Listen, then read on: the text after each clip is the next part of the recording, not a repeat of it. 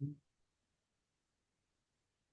morning, council members, state officials and representatives, members of the public. Happy New Year. Happy Three Kings Day, Dia de los Reyes to all. Welcome to the January 6th meeting of the Social Equity Council, which I am calling to order at 10:02 a.m.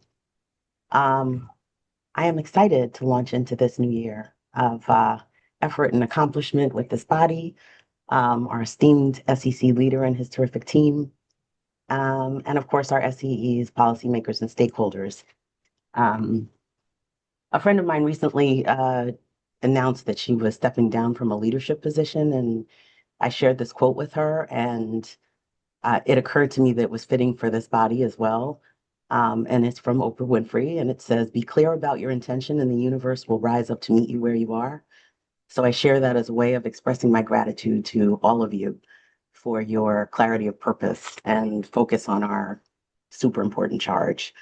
So with that, I'll call the roll. Councilmember Abercrombie,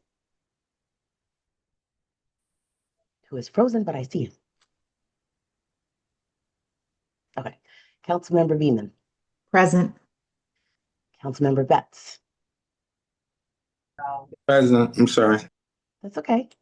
Councilmember Borges. I am here. Councilmember Davis. Councilmember Gaddis. Here. Councilmember Hawkins. Present. Councilmember Jefferson. Present. Councilmember Karpowitz. Councilmember Medina. Councilmember Name. Present. Councilmember Shirley. President. Councilmember Skyers Thomas. Councilmember Valeries. Councilmember Santiago Venador.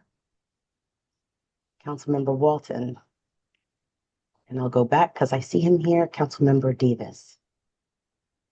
Happy New Year, present. Thank you. Our first item on the agenda is the approval of the December 2nd, 2025 meeting minutes. May I have a motion? So moved. Second. Any discussion?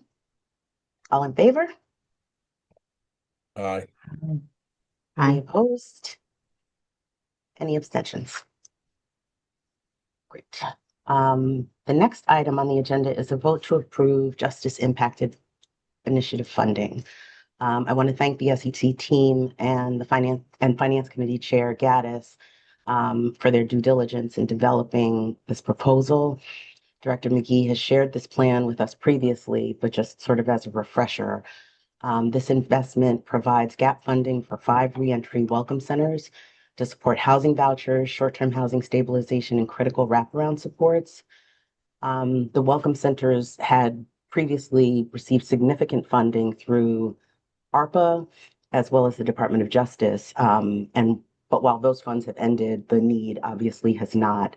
According to the Department of Correction, roughly 1 in 5 incarcerated individuals released in FY24 were homeless when they were released, and 72% of reentry center clients reported housing instability. And we know that that instability impacts an individual's ability to access job training and employment, not to mention necessary support services. Finally, this investment is a complement to an existing $1.5 million investment made by the legislature for FY26 to address this persistent challenge. And I would say, foster the kind of society that I believe we all want. Director McGee, please add any context that I've missed or that you feel relevant, and welcome questions from my council colleagues. Nope, I'm all set. You did a great job. Thank you. Okay. Questions, comments? Can you ask for the motion so I can move and then we can go to the questions? Sure. Motion to approve $2 million to enter into memorandums of agreement with the Departments of Housing and Correction to support justice impacted individuals. So moved. I have a second. Second.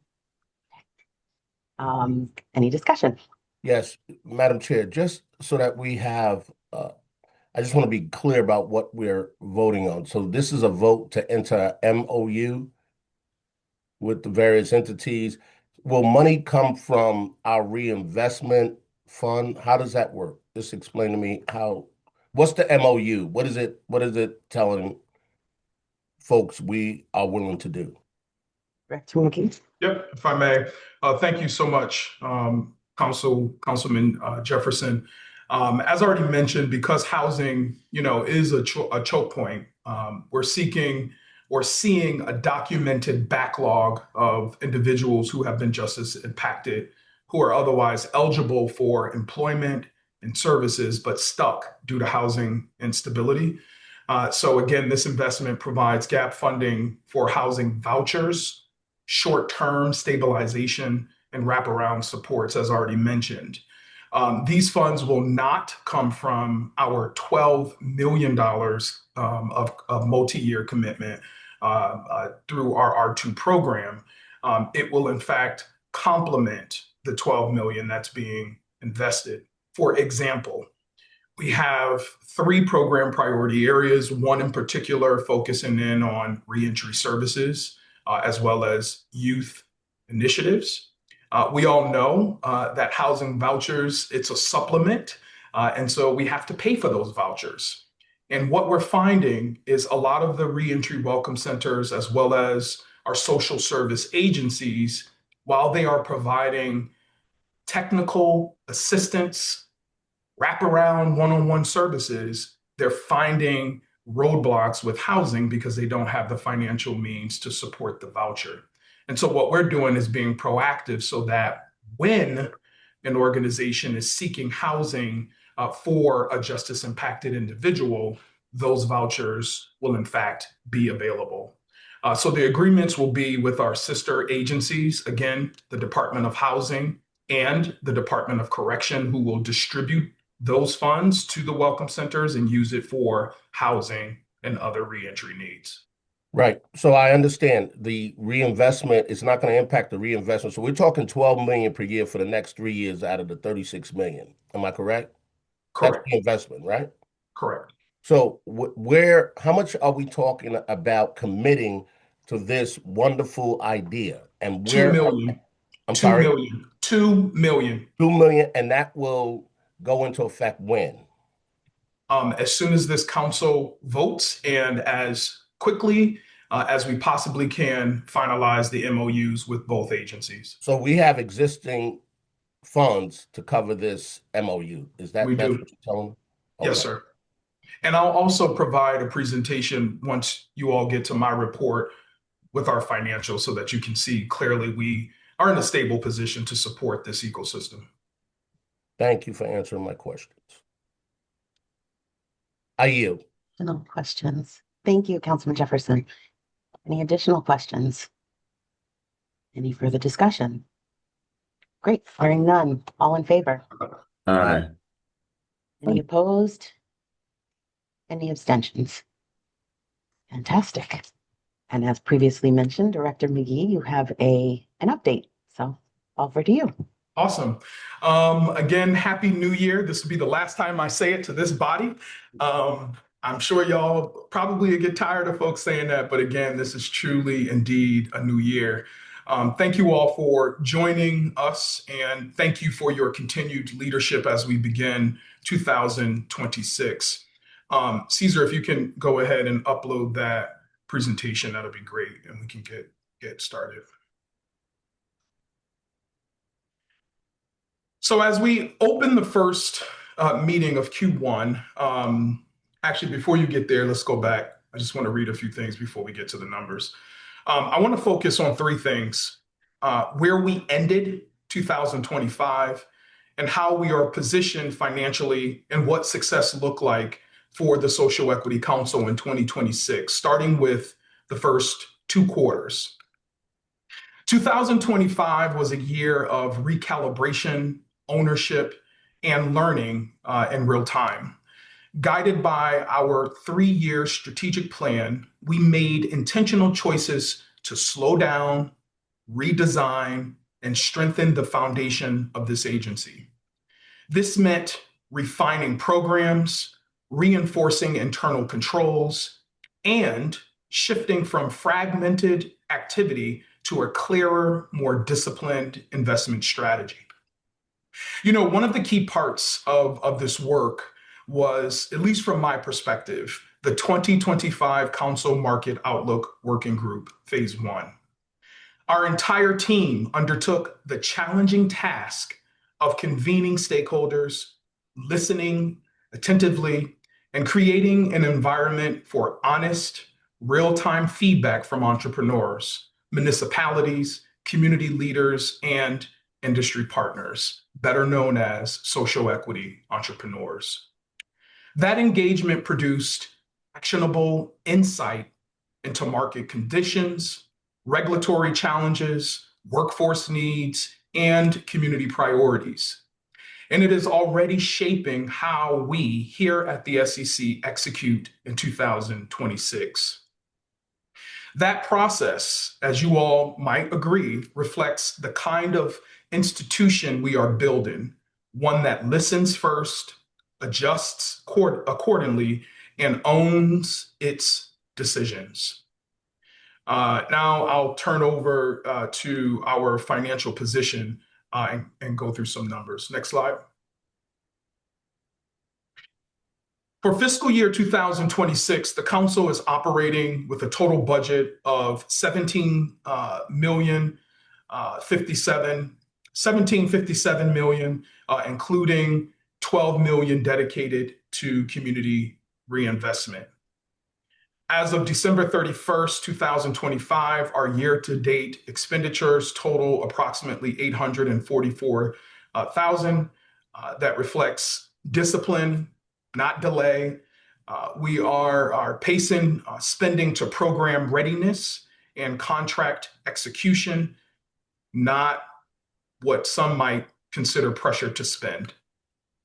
As you all will see at the bottom, as of December 31st, the council has approved or initiated over $36.6 million in contracts exceeding $25,000, aligned directly with program execution, oversight, and accountability.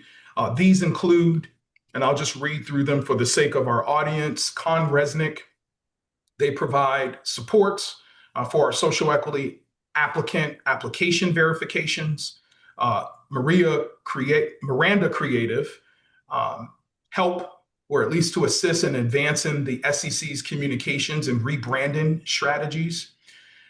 Tau Youth Institute provides training, or will be providing training, for grant managers and community-based organizations within our R2 program. We're currently pending a sole source request to strengthen specialized program support. That is our subject matter expertise. And lastly, and most significantly, our R2 grant managers contracts, which represent the backbone of our community reinvestment delivery model.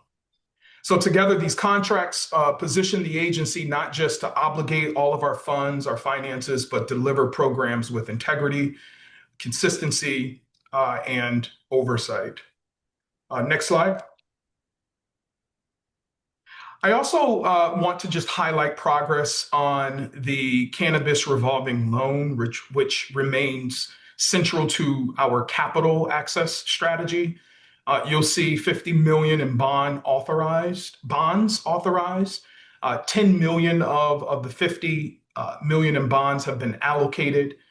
We have 5 loans allocated and paid year to date as of December 31st, bringing us at 1.9 million, a little over that.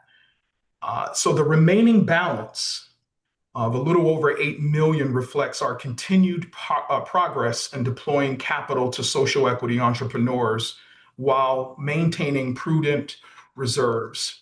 I do want to take a point of personal privilege just to acknowledge our loan advisory committee and our finance committee. Thank you all so much for your continued support and your expertise. Next slide, please. So on the revenue side, what you've seen, we benefit from diversified and growing revenue streams, including cannabis excise tax revenues, hybrid retailer conversion fees, and interest income from the Cannabis Revolving Loan Fund. And with the SEC's share of the cannabis excise tax increasing over time and sustained year-over-year growth already reflected in monthly averages, we are operating from a position of stability and predictability. That stability allows us to plan and invest with intention. I've also included, as I mentioned, but I just want to I want to underscore this, our fiscal year revenue projections to give a better financial forecast. As you all can see, fiscal year 24 through 26. We're not doing bad, folks. We are in a really, really good, stable position. And then per the Connecticut State Budget, fiscal year 26 through 27, you can also see the forecast there. I'm going to pause just a second just to leave some space for any questions that you all might have. And I'll also defer to our finance chair, Gaddis. Madam Chair. Questions on my end. Councilman Jefferson, I see your hand up. Do you still have a question? Or another question? And you're on mute. So can you? My question would be, if you go back down on the screen, the Social Equity Innovation account, can you just explain that account? Yeah, so essentially that is our account where all of our revenue, all of our programs and services, that is the Social Equity Council for the sake of wording, that is our official account. It is an off-budget account. Again, we move toward a more flexible innovation approach to our finances so that we can respond to the growing needs within our programs, and we're not so obligated by the state process. Still transparent, still reporting out to the legislature's appropriation and finance committees. But on the same token, we know that this work is nuance, and we needed the flexibility. But to answer your question directly, that is the Social Equity Council's account. And that account doesn't take into consideration the 36 million that's already been allocated towards the reinvestment program.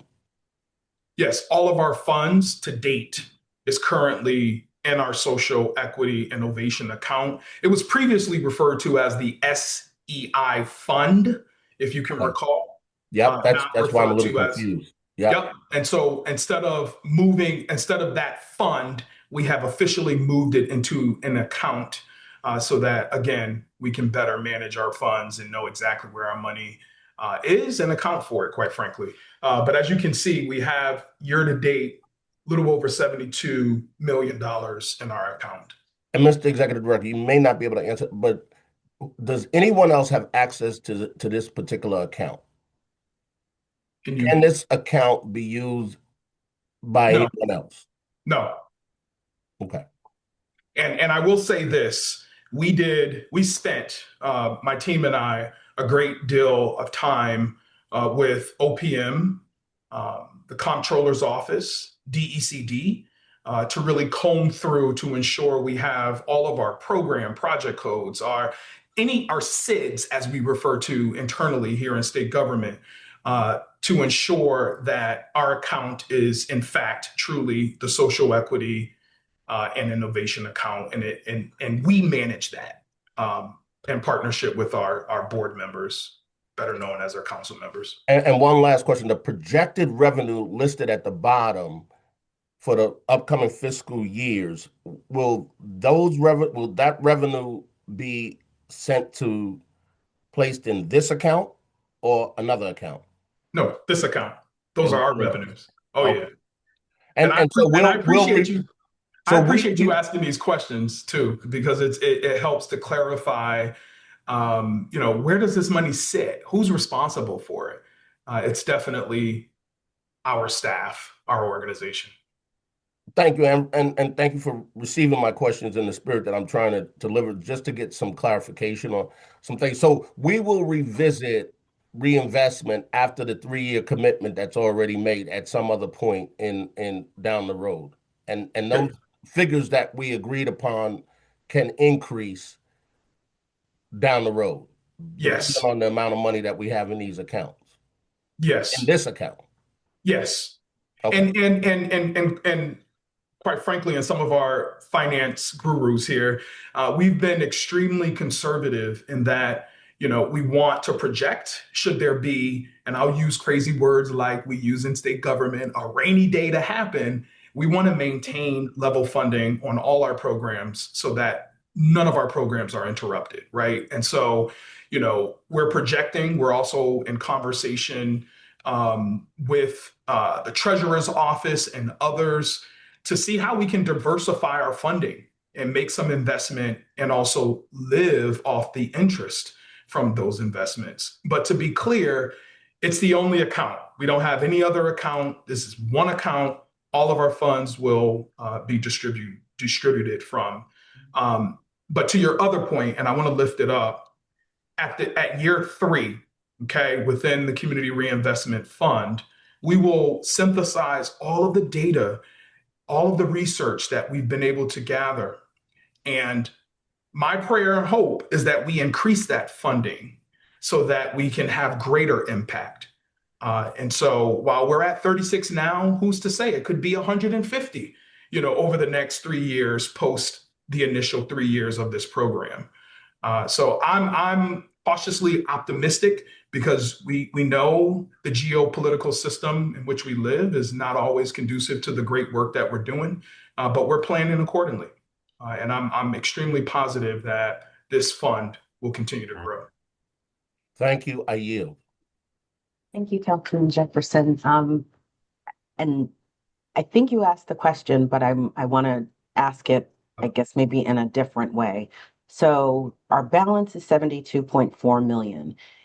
Is that 72.4 million minus the 36 million that we voted on, or is it 72.4 million with the 36 million already encumbered?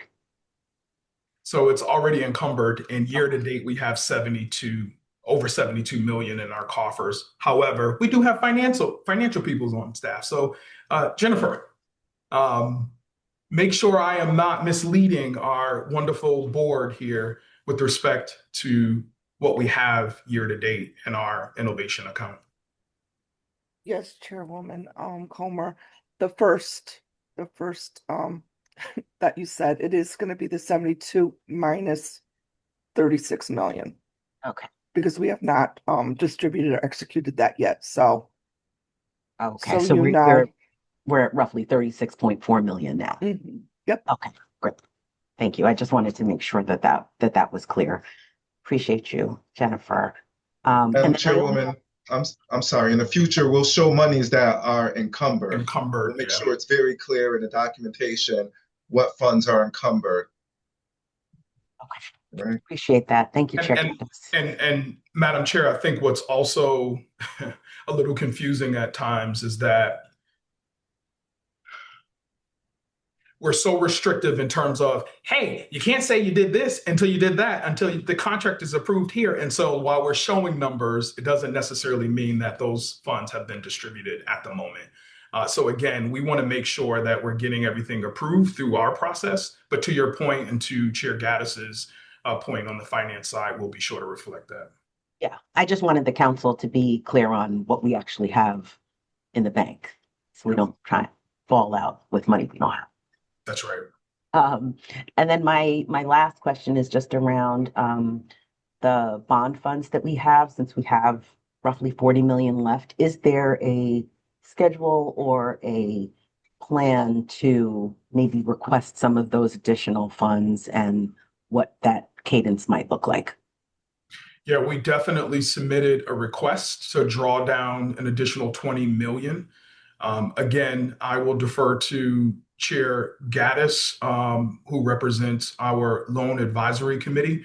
But I will say, and this is a part of the second half of my update, and the bond commission, by the way, hasn't met in months. So we made the request, and y'all know we got to kind of wait on that calendar. But we will be hiring some new staff to assist with the management of our loan fund, not limited to, But Chair Gaddis, if you want to add anything to that, please. No, I do not want to add anything. Very good. Thank you both. Any other questions, comments? Okay, Director McGee, thank you so much. This was super helpful information to have. Up next is there anything for the good of the order? I just need to finish my presentation. Oh, I'm so sorry. I thought you were done. I mean, I know y'all like money. That's the only thing that matters. No, I'm just kidding. Carry on. Okay. Next slide. Let's not go back to finances. All right. Let's see. What do we have here in front of me? All right, cool. So turning on to our program execution, following council approval of the recommended grant managers, SEC staff issued formal notices of award. We began collecting final documentation required for the Attorney General contract approval. And at the same time, staff is finalizing the community-based organization notice of funding. I do want to be transparent with our council. We experienced some internal delays due to prolonged staff leave. However, the team absorbed that workload, rebuilding pieces where necessary, and also ensuring continuity for our most essential programs. So again, we anticipate finalizing contracts and issuing in partnership with our grant managers and our council, the community-based organizations notice of funding before the end of Q1. I'm not going to read all of our targeted regions, but you all know we have 10. And collectively, these regions represent 194 of Connecticut's 237 disproportionately impacted census tracts, ensuring that reinvestment remains tightly aligned with statutory intent and community need. Next slide. Workforce development continues to be a central pillar of our equity strategy. We are especially excited about the expansion of the cannabis workforce training through the Connecticut State colleges and universities. This expanded suite of programs will ultimately create a clear, industry-aligned pathway into cannabis careers, including a foundational cannabis associate certificate, specialized tracks in cultivation, product development, retail, sales, compliance, just to name a few. In addition, most importantly, this new Cannabis Career Resource Center will provide ongoing professional development and leadership training, direct connections to vetted employers, actively hiring, and a private professional network. You're moving a little too fast. Oh, yeah, I see you. Thank you. Network to support long-term career growth. Alongside cannabis training, we continue to advance. I always say this word incorrectly, so I'm going to try it. Horticultural, I said it, yay, and related workforce programs. Hey, you can't take yourself so serious. Ensuring that our investments support both cannabis-specific and broader green economy career pathways. Again, these certificate programs will be available to DIA residents, specifically those in our targeted 10 regions, not limited to. These will be remote certificate programs, so meaning folks can take it from wherever they sit in the state of Connecticut. We will also provide scholarship for these individuals. And lastly, enrollment is ongoing. So there is not a start or finish. We're still fleshing out the details. A lot of this will be discussed in our workforce development committee meeting that's happening on January 21st. But the team, we're moving ahead, and I want to make sure that you all are aware of what we are doing. Next slide. And lastly, I just want to be very clear in terms of our overall goal for 2026. 2026 is the year that Social Equity Council, we fully transition, from planning and redesign into consistent, measurable execution, delivering capital, community investment and workforce outcomes at scale. So everything we are doing, hopefully, this year is about moving from, conceptual, from framework to like function. So for the first half of 2026, as already mentioned, our priorities will remain focused and aligned.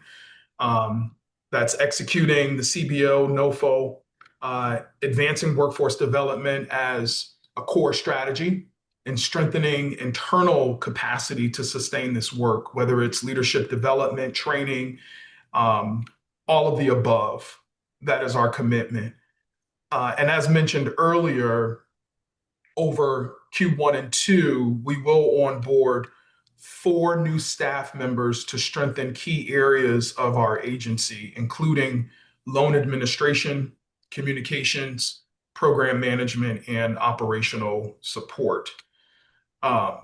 This expansion ensures that as dollars move and programs, we continue to scale on those, our council, we have the internal capacity to manage risk, maintain transparency, and deliver results.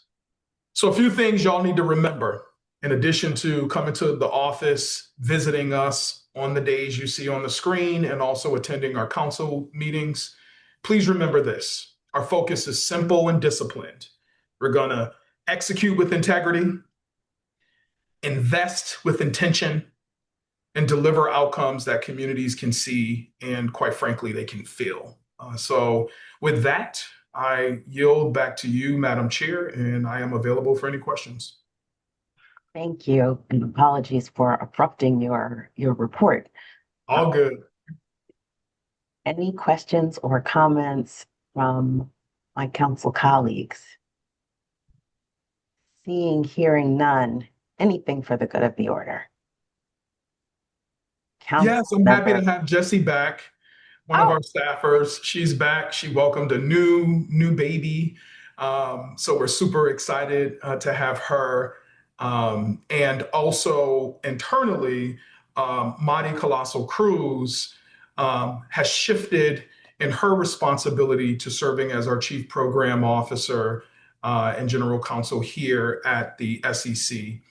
So within our new sort of 4 hires, we will be hiring a new legal director, but I did want to just mention that here and to just thank all of the support that she's been able to provide. Congratulations to both Madi and Jessie. We can end on a high note.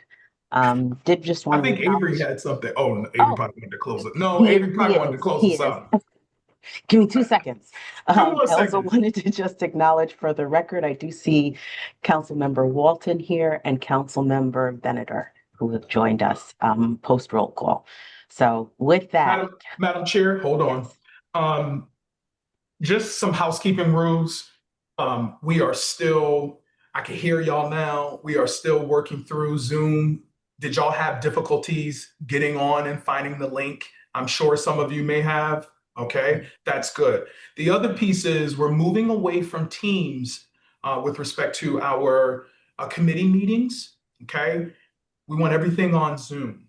The only team link you should have on your calendar is if we have an executive committee session, and you'll hear from us beforehand so that you can plan accordingly. Okay, cool. Okay. Kelly. Madam Chair, just for the record, I also was late and missed roll sorry, call. I did not see you in my Brady Bunch box. Happy New Year. Thank you. All righty, with that. Oh, I'm sorry, Councilmember Abercrombie as well. Oh yeah, I didn't see you. Welcome, everybody. Councilmember Gaddis. Madam Chairwoman, great meeting. It's good to laugh a little, let her hair down. Not that I have any, but I move to adjourn. I have a second. Second. Very good. All in favor? Aye. Aye. Aye. Have a lovely rest of your day, everyone. Thank you. too. Thanks.